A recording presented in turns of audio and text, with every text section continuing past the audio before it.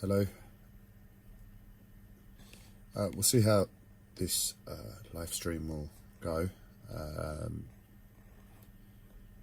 Reason today, I'm just again.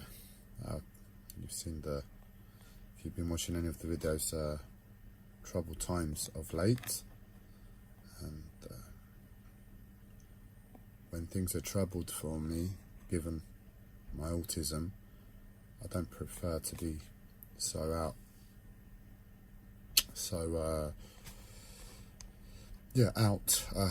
like going out so expressive, but given the seriousness of everything, I can't deny again how helpful these are, and I'm just taking a minute to express, and we'll touch on what we touch on. Life very, very difficult.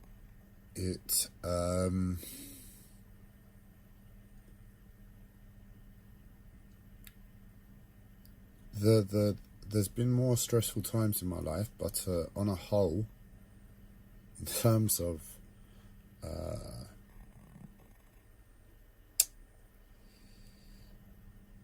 if I look at the problems and assess them, it's like being a child and there being a problem at home. That's the sort of thing. I don't know if you can picture an adult in that position to life. That's what it's like for me. It's like being a powerless 9-year-old child at home, and there's a problem at home. I don't know. It's like there's either been a family bereavement, and you can tell the tone, you can tell the seriousness, you understand the sadness, but you can't really mentally bring any problems there. But you know, life has created an environment for you, not just for you, it's not personal, but it's created an environment that is very miserable. So you just carry on as a child, and you have no power. You have no idea how long this process will carry on for, but it's happening. And that's what it's very much like for me. As a 35-year-old, I can't really call myself a man, just because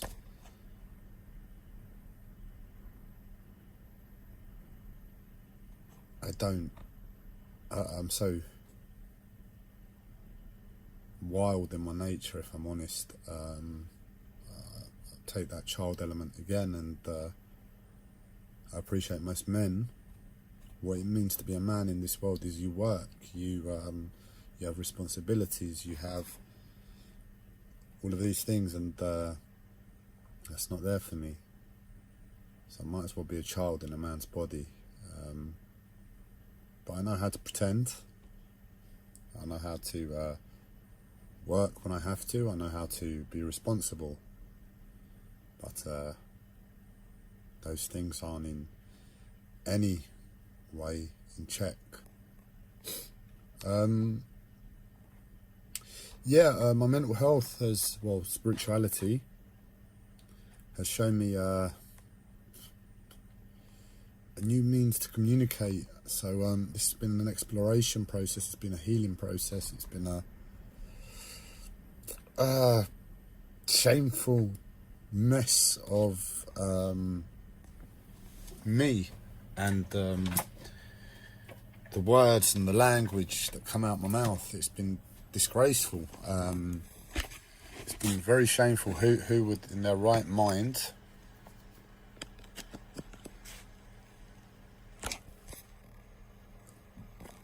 talk about their problems? Sorry, I'm just trying to put the laptop on charge because it's about to die. So I might have to turn this a lot sooner than I was thinking. Let me just double check. Oh no, it's on charge. Yeah, no, I fully appreciate how disgraceful, how shameful, how horrible these videos must be to watch. But it's been a finding myself process too. I'm learning as I go, what I have to give, because I've never really talked in my life, not expressed. That was never something that was really my strong point. But just because I keep finding reasons to persist, I've found a level of comfort within that for the first time. So obviously my loves are spirituality. I'm very simple, and I've amassed quite a bit of quite a specific perspective towards spirituality, given my life, and my life really has helped to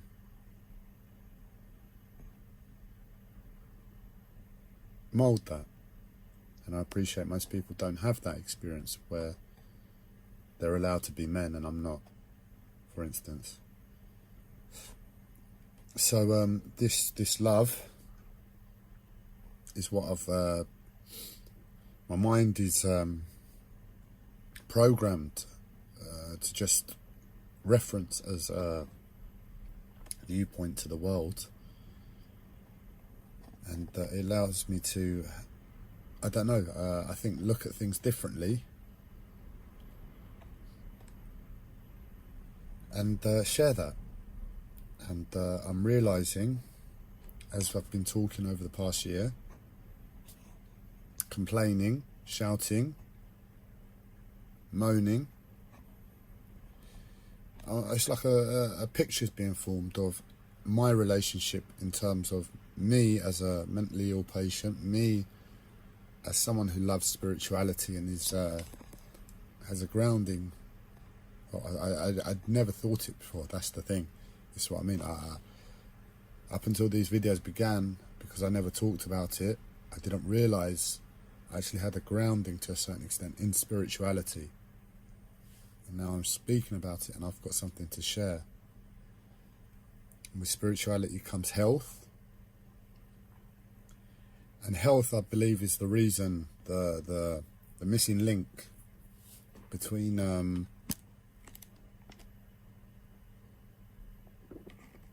well, that's the perspective I'm taking on it. The missing link between this is going to sound terrible, but between my life and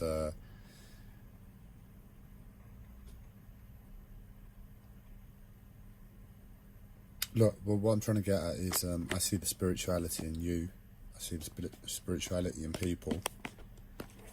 I don't understand it because spirituality is not really spoken of, and it's very broad. So my perspective on spirituality is X, but I see the spirituality in others, and that could be anything. But what I have to reference is everyday life between that. So everything in between, the way we live, our mentality to life, and how that results in something that somebody can look in and say, oh yeah, that's Andreas, that's the way he lives, that's the way he does something. And oh yeah, that's Bob, that's the way Bob does something. And you can take ideas from Bob's life about how his spiritual mind must be. But on reflection of my own life, reflection of the, to a certain level, luck I've had in terms of having good teachers, luck in terms of my own persistence in pursuit of spirituality, and the information I've taken on board underneath the teachings I've had. Because if I didn't have those teachings first, they'd be irrelevant. Whatever I learnt would be irrelevant. And for that reason, where I've given a lot of, it's not anger, where I've given people,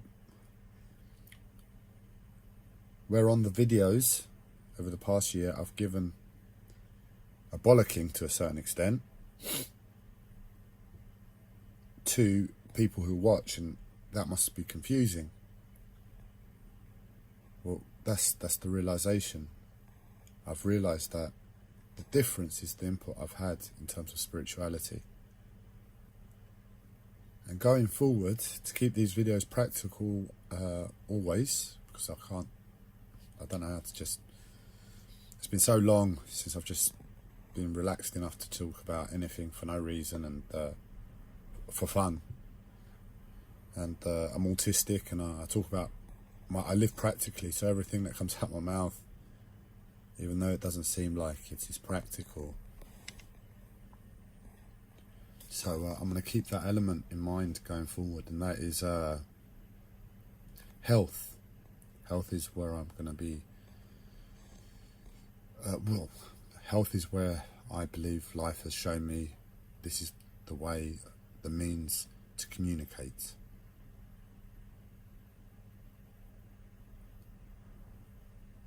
What I'm trying to say is from all the teaching I've had in my life, and from the whimsical decisions I've made as a result, health has taken a strong priority in everything I do, and it still does.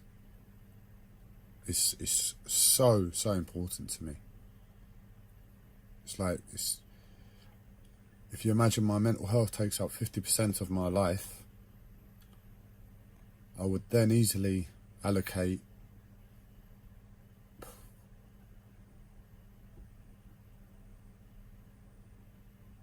25% of anything I have to do in addition for my mental health in terms of health towards health. So a good 75% of my life is just taken and zapped before I even start. But I think that's the difference that makes us, because we all want to live, we all want life. Nobody, however hard a childhood they have, grows up and then decides, no, I want to suffer. Or if they do, it's a case of, it's a compassionate suffering. It's like, I want to be in solidarity with the suffering, and that's the only reason. Otherwise you're mad. So if we put the madness to one side and we keep sanity in mind, so I'm talking to sane people, you want health, you want to live, you want a good life. And then it's arguable, well, how much do we have to share? How much interaction with others, other human beings is needed for a good life? See, my thinking is the healthier you are, healthier we are, healthier the body is, quite simply the body first, the mind as well. And then you've got different aspects about energy and emotions, but the mind and the body are the most fundamental things. You feed the body and you have a clean mind. And I think that's a simplistic perception on life. Make the foundation as strong as possible, and then when I'm doing that fun thing, it can be even more fun because I can be more alive to experience it. And when I'm doing that unpleasant thing and the sad thing in my life, I'm going to be stronger and more aware, more focused to deal with it and make it a lot more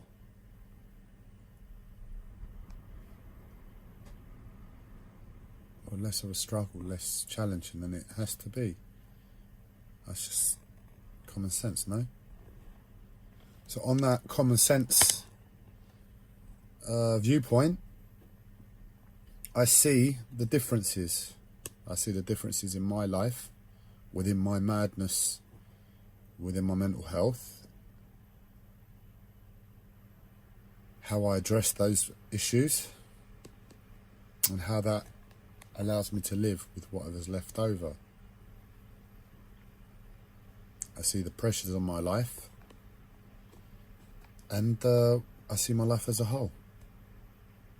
And that's where we meet. Because really, I don't know diddly squat about anybody else. I don't know people's minds. I don't know their intent. I don't know our pressures.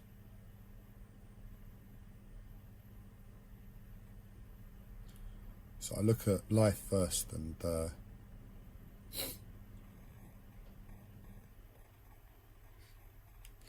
I'm so beaten by life. I'm struggling to raise any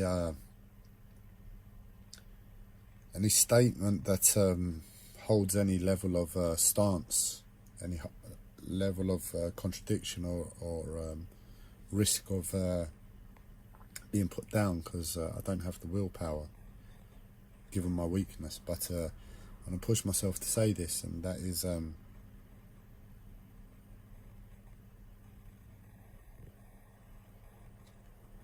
in honesty, in terms of my sincerity, in terms of my development that I still need to do, my arrogance, when I look at the world, I don't see healthy people. We're not healthy. I mean, I'm not healthy. Everything I do is not, it's not really healthy, but I strive for health. And I guess this is the discussion we're going to be having going forward, because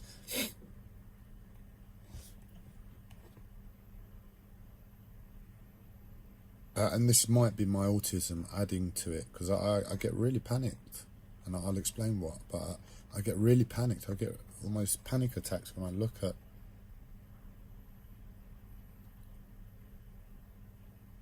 us, look at the way we live. I see disease. Everywhere in the world there's disease, man. Very few people in this world would live a life that's of health. Can you believe that? The most simplistic thing in all of our advancement, in all of our technological glory and supercomputers and quantum computers that can synthesize flipping genomes down to the million blah blah blah whatever, we forget, man. We forget how to eat. We forget food that nourishes our body. We forget, like, simplicity. We're eating McDonald's and shopping at Tesco's and not having any idea about the chemicals and production that's gone into the production of the food. And you just think, if I kept it simple, I had my own garden, yeah, all right. If I have to keep an animal, that's questionable, but if I had my own garden and grew my own food, well, it's just like the mind, the knowledge to your mind. Because what I just raised there about the shop and questioning what goes into it,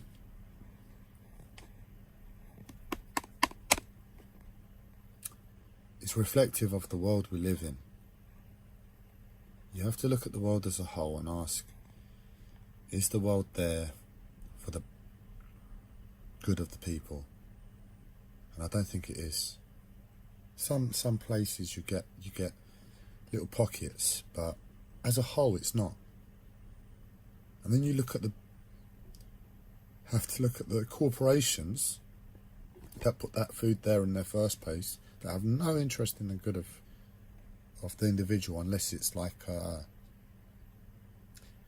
part of their company image. So you go to Whole Foods, for instance, you can half believe, even if it's all commercialized now, you can half believe within that commercialization, the consciousness is, oh, we're going to provide a level of healthy food. And it's not all healthy, but that's the mindset of when you're going to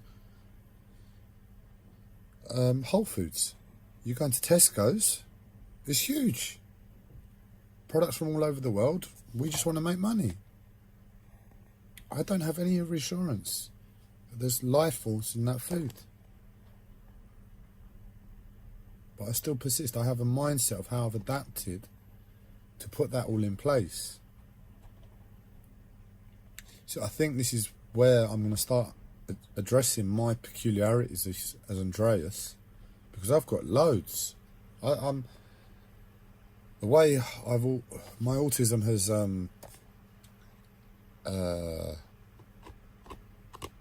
systemized a mentality towards society and life here, and I'm sure it's the same for a lot of for a lot of us.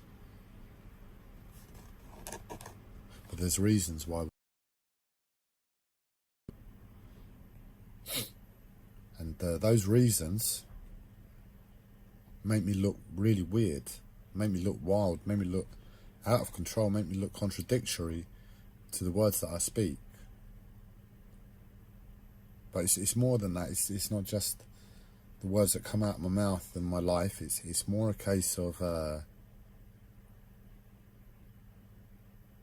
my shock towards what I see from us. Because I've got my life. I know the input I've had in my life in terms of health. And I know a lot of people haven't had that. A lot of people would live a average life. Family life as a child, school, college, university, job. And you don't often get the chance to explore the mentality, for instance, of health or spirituality. When does the average person have that opportunity? They don't. A lot of my friends on Facebook have, because they're of the hippie mindset, so there's a mentality there of love as a basis, and that's very simple, and everything sort of stems from there. You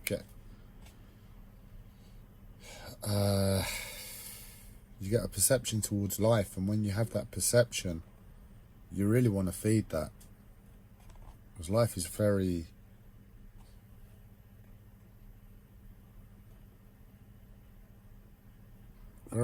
different,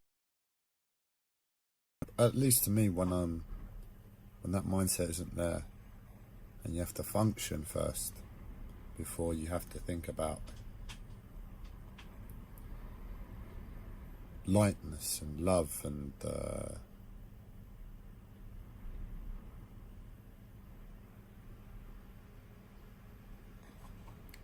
nicer things to life.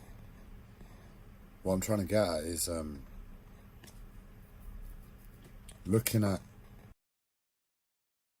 I can see that's missing, and I can see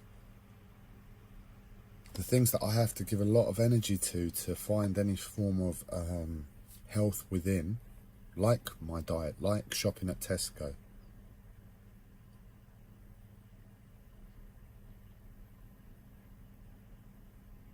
And I see that they're an average person. I know that the likelihood is there's not going to be a mentality for health. It's like, right, what do I want for dinner? Oh, let's go and get a pizza because it tastes nice. Or because you've become spiritually ill and you've applied some sort of consciousness, some sort of game to what pizza means.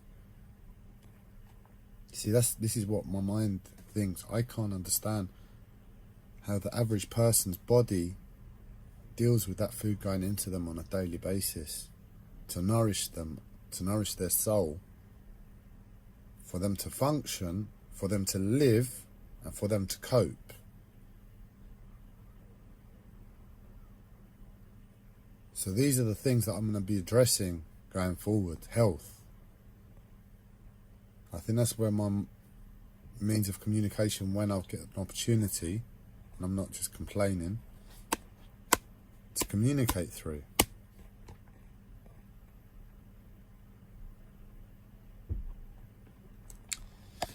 And yeah, I needed to hear the sound of my voice because I really hate Saturdays. What it is, I don't know how true this is, but my spiritual perspective, and my spiritual perspective is always open. So it's never fixed. It's always like, this is what I believe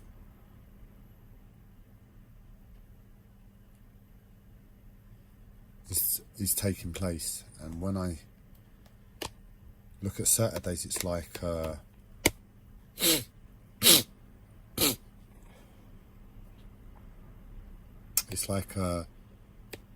tone of the day is depression.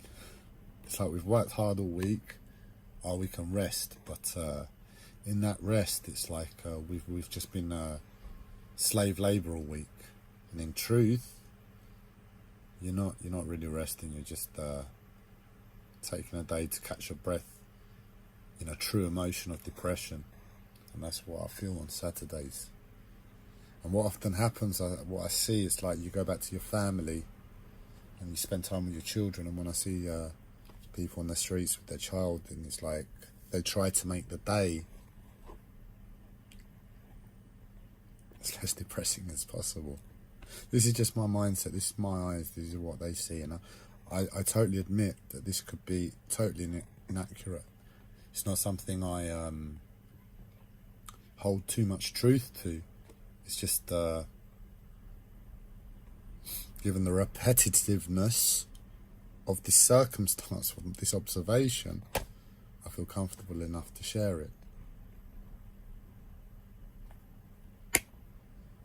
And in my mind, it's like, on a spiritual level, it's a case of those who are spiritually aware, those who are able to teach on a spiritual level, will come to, for instance, me, like a guide, where I'm just like a standard idiot human being who doesn't really know how to handle their mind and emotions and body, because I don't. I'm just taking my best guess. I can always do with help. But when that guide comes over and sits on my shoulder, the place of interaction is that they need to put me to sleep on some level, just like switch off a part of my brain, and I can feel that.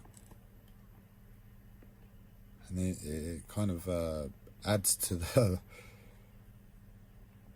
trouble of dealing with that feeling in the air in the first place, that I've got some spiritual guide on my shoulder trying to teach me by making my life unpleasant, because it's not a nice experience. The feeling when you have your brain switched off, it's for me, it's like I see my autism. And when that happens, that's like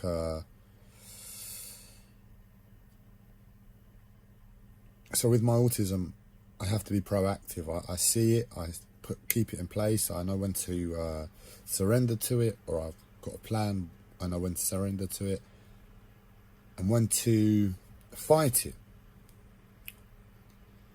And with this switching off of the brain, it's what I epitomise as one of the more unpleasant aspects of my autism, because it feels very much like that. It feels like you're caught in a polythene bag, some sort of bag, and you can't really breathe, but you can see barely. You can't really think because there's no oxygen, and you just have to function. And you're aware that you've got somebody else sitting on your shoulder that's responsible for it. In a day that's really, you need to be focused in terms of your mentality towards such a strong emotion. You need to keep it in check. You need to be focused with depression. So yeah, that's something I thought I'd share, thought I'd add on. I'm going to get back. My body's complaining, my life is complaining. And I'm just going to continue resting up, because